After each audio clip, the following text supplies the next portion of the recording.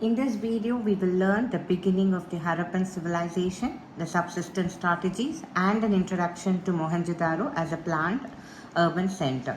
Now let us begin with the beginning of the Harappan civilization. Under that, I have given you 7 points. If you are going to be thorough with this, you will be able to answer any questions that is given by the board. Fine. Let's begin with the lesson. Early archaeological culture before the mature Harappan phase. Several archaeological cultures existed in the region. These cultures show early stages of human settlement and development. So the first one that we are going to see here is distinctive pottery.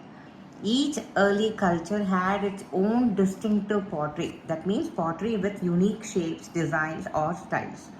Pottery helps archaeologists identify and differentiate between culture. That is the first point. The second point is the agriculture and pastoralism. Evidence shows that people practiced agriculture. You know what you mean by the agriculture, that is cultivation of crops. And pastoralism, that means rearing of animals like cattle, sheep and goats. This indicates a settled lifestyle rather than hunting and gathering. That is the second point. Now let's move on to the third point. Early craft activities. People were involved in some crafts like pottery making, tool making, though these were limited in scale. The fourth point, small settlement. Most settlements were small villages, not large cities. There were virtually no large buildings, meaning public structures like granaries or citadels had not yet developed. The next one that we are going to see is early farming communities. So recent archaeological evidence suggests that Harappan culture emerged from early farming communities around 7000 BC. This shows a long process of development over thousands of years. The next one, gradual transformation. So the urban phase, you know what you mean by urban phase, that means cities. Also called the mature Harappan phase, did not appear suddenly. It was the result of gradual transformation. That means slow and continuous change and internal development, meaning growth from within the society itself. The last point under this heading, early to mature Harappan phase. Now, development during the early Harappan phase, such as improved farming, craft skills, and settlement pattern, eventually led to the rise of well-planned cities in the mature Harappan period. The summary of this beginning of the Harappan civilization is: this civilization evolved slowly from early farming communities through gradual internal development. Small rural settlements, early agriculture, and simple craft laid the foundation for the advanced urban center of the mature Harappan phase. Now let's move on to the next topic, the subsistence strategies. Subsistence strategies, under this you are going to see 7 points.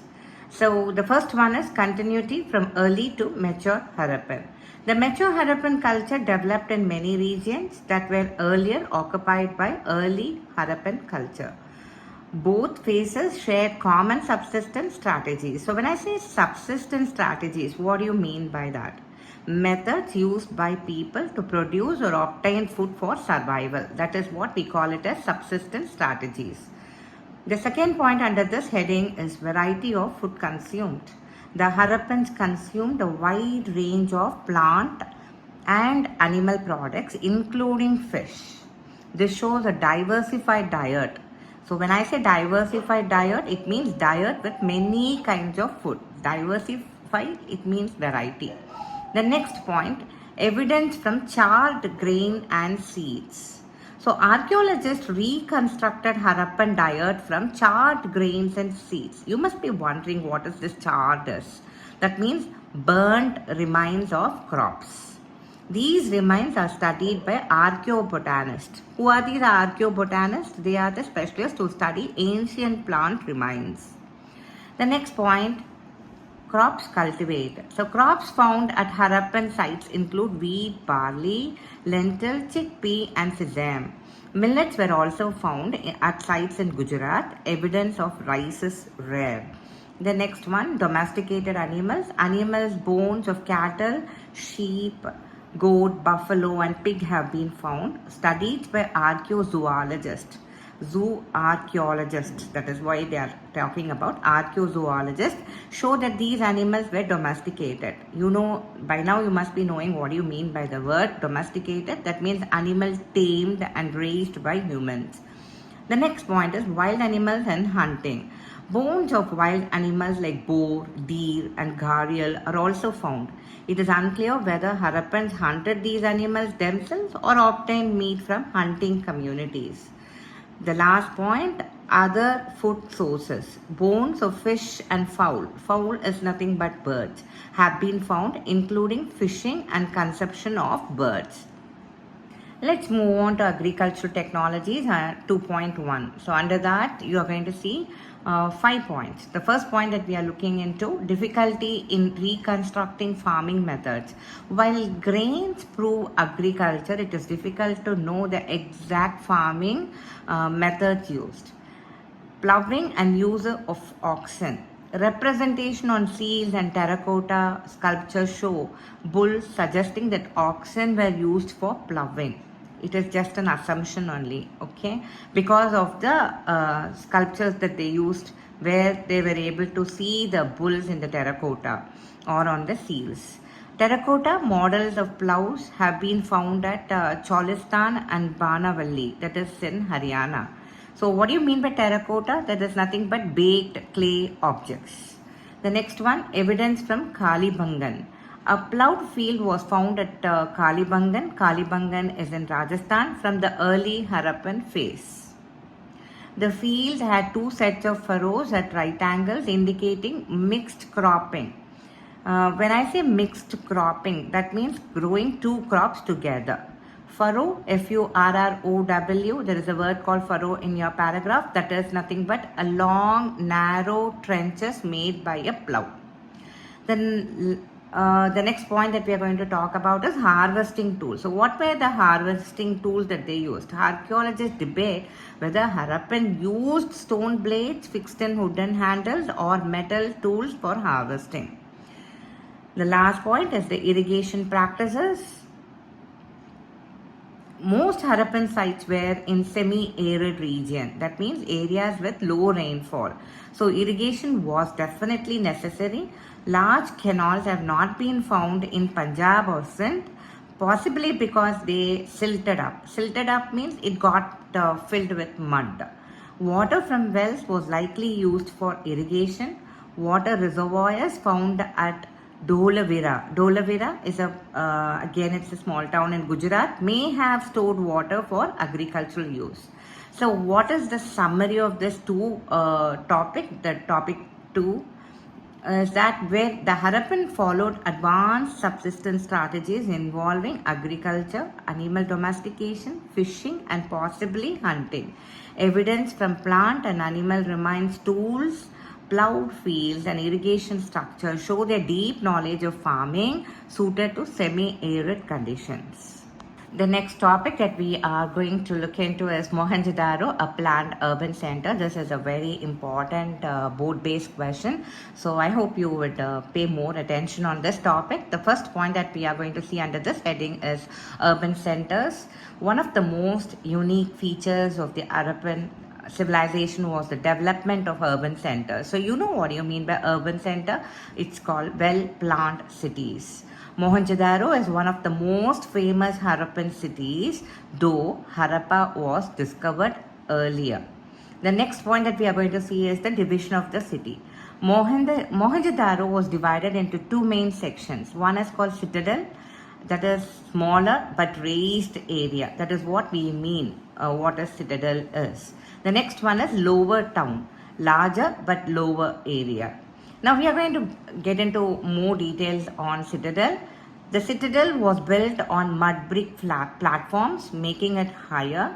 It was walled, showing separation from the lower town. The raised platform protected structures from floods. Now what about Lower Town? The Lower Town was also walled. Buildings were constructed on platforms that acted as foundations. So foundation, nothing but base on which buildings are constructed. The next point is large-scale labor organization. Constructing platform required about 4 million persons days of labor.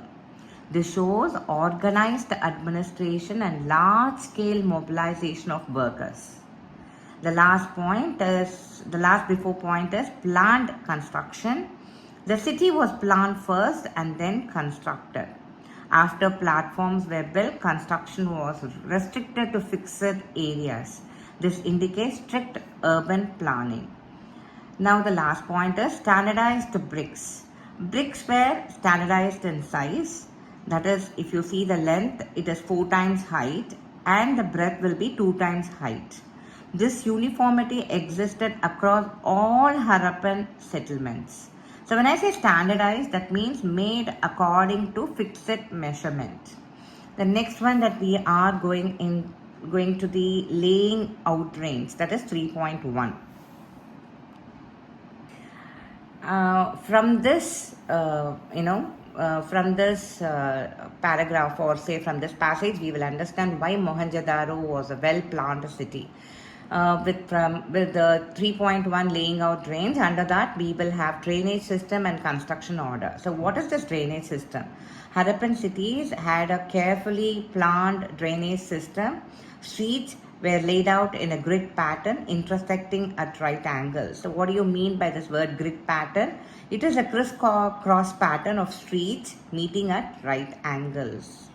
The next one is the construction order. Streets and drains were built before houses. Every house had at least one wall facing the street. Domestic wastewater flowed into street drains.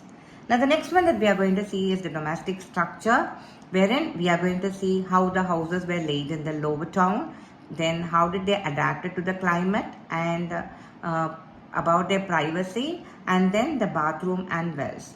So let's get into the detail of this domestic architecture. Houses were built around a central courtyard. The courtyard was used for cooking and weaving. That is how the houses were built in the Lower Town. The next point, how did they adapt it to this climate? We understand that courtyard helped during hot and dry weather. It shows understanding of local climate. The next one is the privacy. No windows opened onto ground level streets. Main entrances did not open directly into the courtyard, indicates concern for privacy. The next point is bathroom and wells. Each house had a brick paved bathroom. Drains were connected to street drains. Many houses had wells, often accessible from outside. Mohenjodaro had about 700 wells. So that is about this domestic architecture. Now let's move on to the citadel public buildings. So what is this citadel and what is this public building? Here where we see the warehouse, the great bath, the associated structure and ritual use. First let us get to know what is this warehouse is. A massive structure likely used for storage of crops, the harvested crops. Lower parts were brick, upper parts were probably wood. That is how it was made up of. The great bath, it's a large rectangular tank surrounded by corridors. Steps led into the tank from north and south. Made watertight using gypsum mortar. What do you mean by gypsum? Gypsum, it's nothing but a mineral that is used to make waterproof mortar. Now, associated structure. So we are going to look into the associated structure related to the great bath. Rooms on 3 sides. One room had a large well, water drained into a huge drain. Nearby buildings had 8 bathrooms with proper drainage. So what they could have used this great bath to? It is unique structure and location suggest it was used for a special ritual bath. If you want question and answers based on this one subtopics 1 and 2 and 3, please message in the message box. I would definitely, with your email address, I would definitely give you the MCQs, assertion and reasons, and 2 marks, 3 marks and 8 marks question answers related to these subtopics. I will see you in the next video. Thank you.